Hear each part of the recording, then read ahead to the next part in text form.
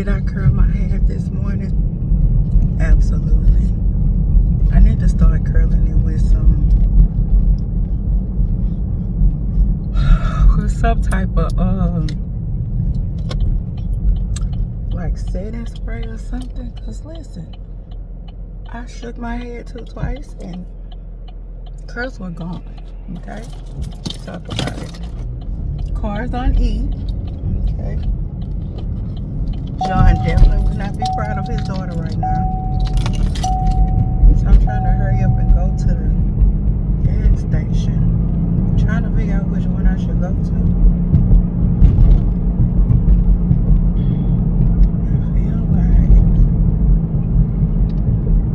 I feel like that gas station is closer. Just probably turning more. Yeah, but that gas station is closer. So I'm on my way down to the job. I think we got a couple of days. Today is I don't know, what is today?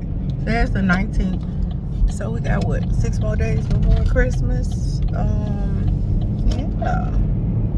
We're working it. I'm working through it. I appreciate all the texts, phone calls, and everything that people have been giving me throughout this week, because not week, this month, but it's been work. It works. Hopefully soon I snap out of it. I know it's not a snap out situation, because if that was the case, it would have been done. Trying to figure out what I need to say. Baby, these people on me like a backpack. If I turn here, I'm passing up the gas station. Y'all, then I gotta figure out something to eat. I am hungry.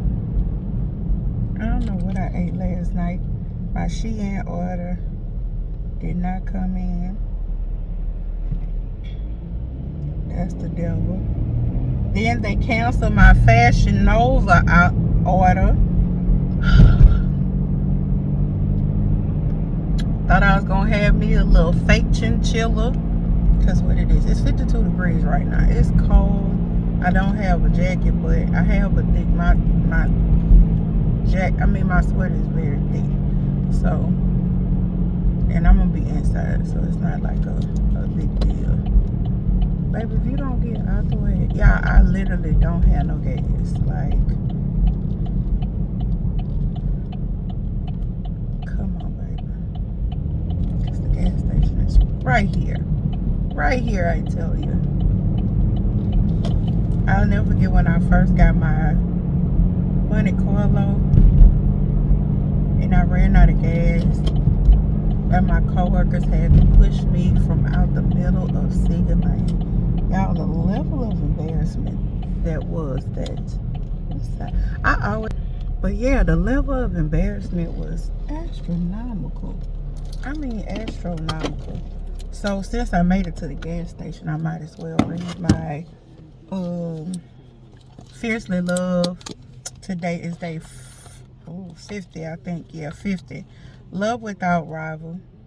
A new commandment I give to you, that you love one another just as I have loved you. You are also to love one another. By this all people will know that you are my disciples, if you have love for one another. John 13:34 through 35. Love can feel like opening ourselves up to potential of being hurt or betrayed. This is all factual. But when you really think about it, how can love put us at risk when love cannot fail? Love has the power to heal whatever life wounds. There are many ways to be loved courageously. Boldly loving your spouse is one way. Child and parents should be loved fearlessly.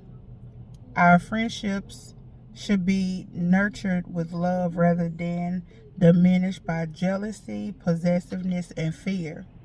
Hey, you can love what you do and where you work. You may love being a part of an organization or a church. You can love reading and laughing. Regardless of where you find love, sooner or later you will likewise find challenges and even disappointments. which brings up the next which brings up the next acts of courageous love. Loving your enemies. This my season that God is trying to teach me about loving my enemies. I'm struggling, y'all. I'm really struggling. Why would Jesus ask us to do such a wild and crazy thing? I ask myself that often. Because this is the kind of love that separates the sheep from the goats. We are distinguished when we love those who wish harm upon us. When you choose to love ones who would bind and injure you, something shifts. Even if your circumstances don't change, you are no longer trapped. You are free. Fear reacts, love chooses. Fear is bondage, love is freedom. I choose love and freedom. So can I definitively and effectively say that I am choosing love and freedom? I choose love for loving of those who love me, okay? Like I told my sister, and my sister told one of our co-workers, one thing about Carla, I remember one time my sister was like, listen, let's do blah, blah, blah, blah, blah. I'm not going to say what it was. And I told her, listen, I can't do that.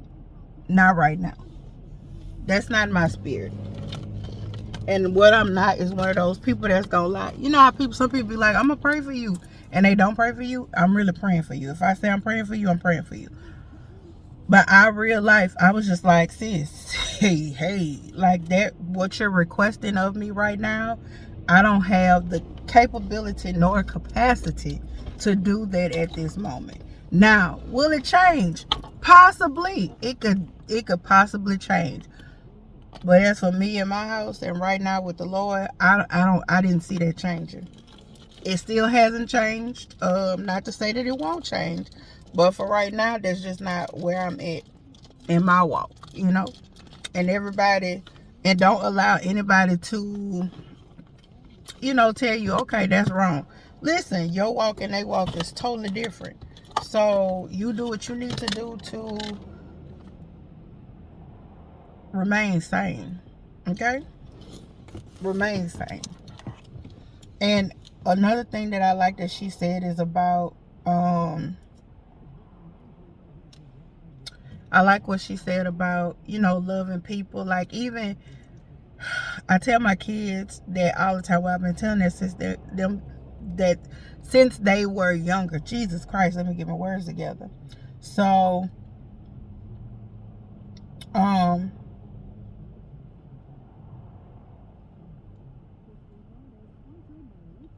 as a parent, they always say, I know people say there's no manual, and that is true.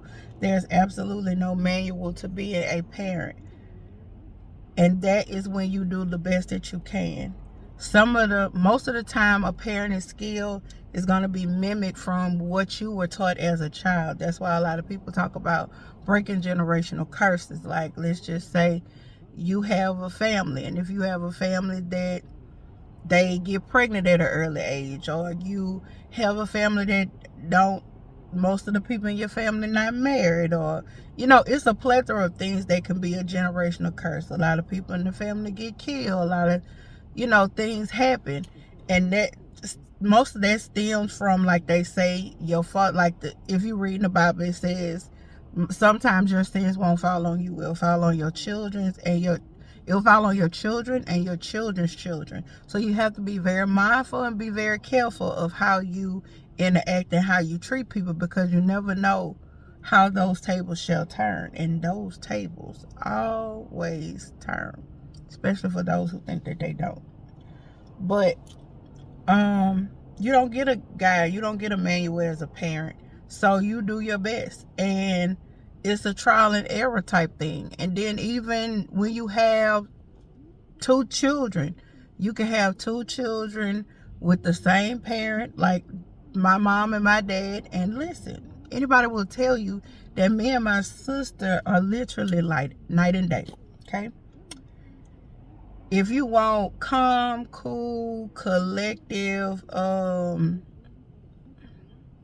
if you want calm, cool, and collective, that's the person, But on the other hand, my mama know My daddy's child and her child, when it's time to pop off, she not gonna call Paula. She go, cause Paula is the one that's gonna give you the Jesus answer, and I should be relying and leaning on Jesus as well, and I do.